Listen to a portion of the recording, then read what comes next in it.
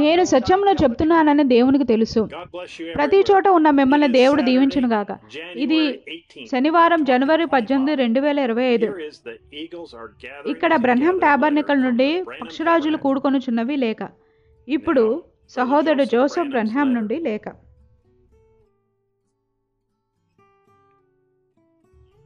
ప్రియమైన దత్తపుత్రులారా, పరిశుద్ధాత్మ ముందెన్నడూ లేని విధంగా వధువునకు ఆయన యొక్క వాక్యమును ప్రకాశిస్తుండగా మనం ఎటువంటి ఒక అద్భుతమైన చలికాలంను కలిగి ఉంటున్నాం కదా. బహుశా మనం మన జీవితమంతా విని చదివి మరియు ధ్యానించిన విషయాలే అయి ఉండవచ్చును. అయితే ముందెన్నడూ లేని విధంగా ఇప్పుడు ముసుగు తొలగించబడుతున్నాయి మరియు బయలుపరచబడుతున్నాయి. సరిగ్గా ఈ దినము కొరకే మానవుడు కొన్ని వేల సంవత్సరాలు వేచి ఉన్నాడు. మనం చూస్తున్న వాటిని చూడటానికి మరియు మనం వింటున్న వాటిని వినడానికి వారందరూ పరితపించారు మరియు ప్రార్థించారు. నెరవేర్పును మరియు ప్రభు యొక్క రాకడను చూడటానికి వారెంతగా కోరుకున్నారో. పాతకాల ప్రవక్తల సైతం ఈ దినము కొరకు పరితపించారు. వారు ప్రభు యొక్క రాకడను మరియు నెరవేర్పును ఎంతగానో చూడగోరారు. చివరికి యేసు యొక్క శిష్యులైన పేతురు, యాకోబు మరియు యోహాను కూడా ఆయనతో నడిచి మరియు ఆయనతో మాట్లాడిన ప్రజలు కూడా దాచబడిన దానంతటినీ చూడటానికి మరియు వినడానికి పరితపించారు. వారి దినములో వారి కాలంలో అది ప్రత్యక్షపరచబడి బయలుపరచబడాలని వారు ప్రార్థన చేశారు. 7 సంఘకాలంలో గుండా ప్రతి వర్తమానికుడు పౌలు, మార్టిన్ మరియు లూథర్ దాచబడిన మర్మలన్నింటినీ తెలుసుకొని కోరారు. వాక్యం యొక్క నెరవేర్పు వారి కాలంలో జరుగుటను చూడాలన్నదే వారి కోరికై ఉండను. వారు ప్రభు యొక్క రాకడను చూడగోరారు. దేవుడు ఒక ప్రణాళికను కలిగి ఉన్నాడు. దేవుడు ఒక సమయమును కలిగి ఉన్నాడు. తాను ఎదురు చూస్తున్నట్టు కొందరు ప్రజలను దేవుడు కలిగి ఉన్నాడు. అది మనమే.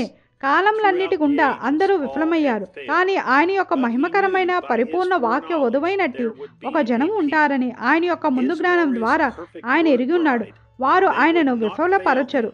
వారు ఒక్క వాక్యంపై కూడా రాజీ పడరు. వారు ఆయన యొక్క స్వచ్ఛమైన కన్యక వాక్య వధువై ఉంటారు. ఇదే ఆ సమయమై ఉన్నది. ఇదే ఆ కాలమై ఉన్నది. ఆదాం పడిపోయి మరియు అతని హక్కును పోగొట్టుకున్నప్పటి నుండి ఆయన ఎదురు చూసినటువంటి ఆ ఎన్నుకోబడిన వారం మనమే ఆయన యొక్క వధువై ఉన్నాము. దేవుడు జరుగునై ఉన్న వాటన్నిటిని గురించి ఒక ముందు ప్రదర్శనను యోహానికి ఇచ్చాడు. కానీ అతనికి అన్ని అర్థాలు తెలియవు. అతడు పైకి పిలువబడినప్పుడు సింహాసనమందు ఆసీనుడైన వాని కుడి చేతిలో రాయబడి ఉన్న ఒక గ్రంథము 7 ముద్రలతో ముద్రించబడి ఉండుటను, అయితే దానిని తెరుచుటకు యోగ్యులెవరూ లేకపోవటను అతడు చూశాడు.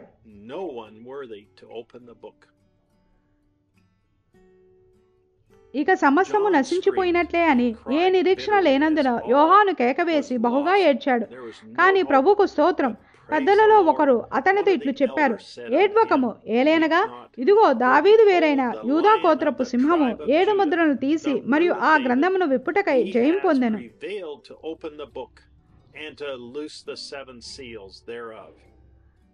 అది ఆ సమయమై ఉన్నది. అది ఆ కాలమై ఉన్నది. అతడు తాను చూసిన దానంతటినీ రాయడానికి దేవుడు ఎన్నుకొనిన మానవుడై ఉన్నాడు. కానీ అయినను దాని యొక్క అర్థమంతయు తెలియపరచబడకుండా ఉన్నదే. దేవుడు ఆయన యొక్క ఎన్నుకోబడిన పాత్ర అనగా ఆయన యొక్క 7వ దూత వర్తమానికుడు భూమి మీదకి రావడం కొరకు ఎదురు చూస్తూ వేచి ఉన్నాడు. తద్వారా ఆయన యొక్క వధువునకు ఆయన యొక్క స్వరముగా ఉండునట్లు అతని స్వరమును ఉపయోగించుకున్నటకై ఉన్నది. ఆయన ఎటువంటి అపార్థములు ఉండకుండానట్లు నేరుగా నోటి నుండి చెవికి మాట్లాడగోరాడు. ఆయన స్వయంగా తానే మాట్లాడి మరియు ఆయన యొక్క ప్రియులకు ముందుగా నిర్ణయించబడిన వారికి పరిపూర్ణమైన ప్రేమైన వధువునకు మనకు ఆయన యొక్క మర్మములన్నింటినీ బయలుపరచగోరాడు.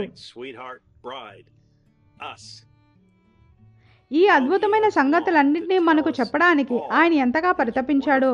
ఒక పురుషుడు తన భార్యకు అతడు ఆమెను ప్రేమిస్తున్నాడని మరలా ఎలాగైతే చెప్తాడో మరియు దానిని వినడానికి ఆమెకు ఎలాగైతే ఎన్నడూ విసుగు రాదో, అలాగే ఆయన మనల్ని ప్రేమిస్తున్నాడని, మనల్ని ఎన్నుకున్నాడని, మన కొరకు వేచి ఉన్నాడని మరియు ఇప్పుడు మన కొరకు వస్తున్నాడని మనతో మరలా చెప్పడానికి ఆయన ఇష్టపడుతున్నాడు.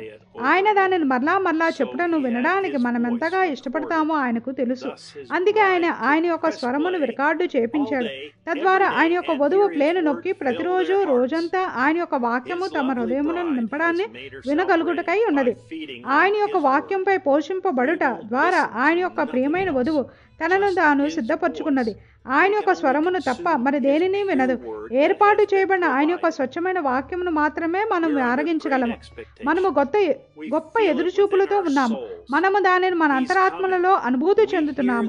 ఆయన వచ్చుచున్నాడు. వివాహ సంగీతము వాయించబడటాన్ని మనం వింటున్నాము.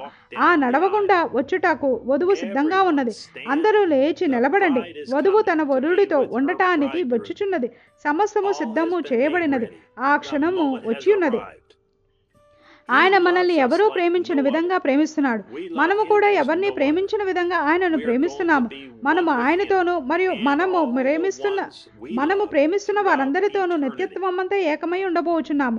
ఈ ఆదివారం జెఫర్సన్విల్ కాలమానం ప్రకారంగా మధ్యాహ్నం 12 గంటల సమయం అప్పుడు దేవుని స్వరం దీనిని బయలుపరచడాన్ని మేము వింటుండగా మాతో కలిసి మిమ్మల్ని మీరు వివాహమునకు సిద్ధపరచుకోవడానికి మీరు ఆహ్వానించబడ్డారు. ప్రకటన గ్రంథం 5వ అధ్యాయము భాగము 61-06-11. సహోదరుడు జోసెఫ్ బ్రెన్హామ్. దీనితో సహోదరుడు జోసెఫ్ బ్రెన్హామ్ నుండి లేఖ ముగిసినది. మరలా కలిసేంత వరకు దేవుడు మిమ్మల్ని దీవించును గాక మరియు షలోం. ప్రకటన: మీరు గొప్ప వివాహానికి ఆహ్వానం అందుకున్నారని మరియు ఆదివారం స్వచ్ఛమైన మన్నాను విందు చేసుకునే ప్రపంచవ్యాప్తంగా ఉన్న ఒక భాగమైన వధువుతో మీరు కూడుకుంటారని నేను ఆశిస్తున్నాను మరియు ప్రార్థిస్తున్నాను. మీరు ఒక విదేశీ దేశంలో ఉండి మీ ఫోనులో పరిమిత డేటా ఉంటే Sierra Vista fellowship Brenham tabernacle సహకారముతో 12 నుండి 56 అనువాద ప్రసంగాలను .amr ఆడియో ఫైల్గా మార్చి ప్రతి శనివారం అప్లోడ్ చేస్తుంది.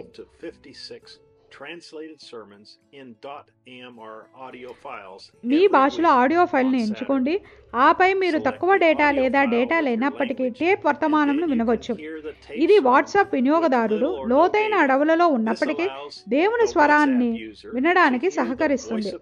మీకు వీలైతే www.brenhamtabernacle.org నుండి .mp3 ఫైల్ నేరుగా వర్తమానములను పొందుకునే దానికి ప్రత్యామ్నాయం లేదు. ఇంగ్లీష్ తెలిసిన మరియు మీ ప్రజలు స్వచ్ఛమైన వాక్యాన్ని వినడానికి భారం కలిగిన ఎవరినైనా వారి ఫోనును స్పీకర్గా ఉపయోగించుకొని మరియు ప్రవక్త మాట్లాడుతున్న దానిని అనువదించడానికి మేము ప్రోత్సహిస్తున్నాము. ప్రవక్త వర్తమానమును త్వరగా మాట్లాడుతున్నట్లయితే పాస్ బటన్ను నొక్కండి మరియు అనువాదకుడు దానిని అందుకోవటకు అనుమతించండి. ప్రవక్త మీ సంఘంలో లేదా ఇంట్లో నిలబడి ఉంటే విదేశీ భాష విశ్వాసులకు విషయాన్ని తెలియజేయడానికి మీరు ఆయన కొరకు ప్రతిదీ చేస్తారని నేను మిమ్మల్ని ఆలోచన చేయమని హెచ్చరిస్తున్నాను. Sierra Vista fellowship go tell others అనే వాట్సాప్ గ్రూప్ను ఏర్పాటు చేశారు. నాకు వాట్సాప్ +15225990020 నంబర్లో టెక్స్ట్ చేయండి మరియు నేను మీతో లింక్ను పంచుకుంటాను. తదుపరి సారి కలిసేంత వరకు దేవుడు మిమ్మల్ని దీవించును గాక మరియు షలోం.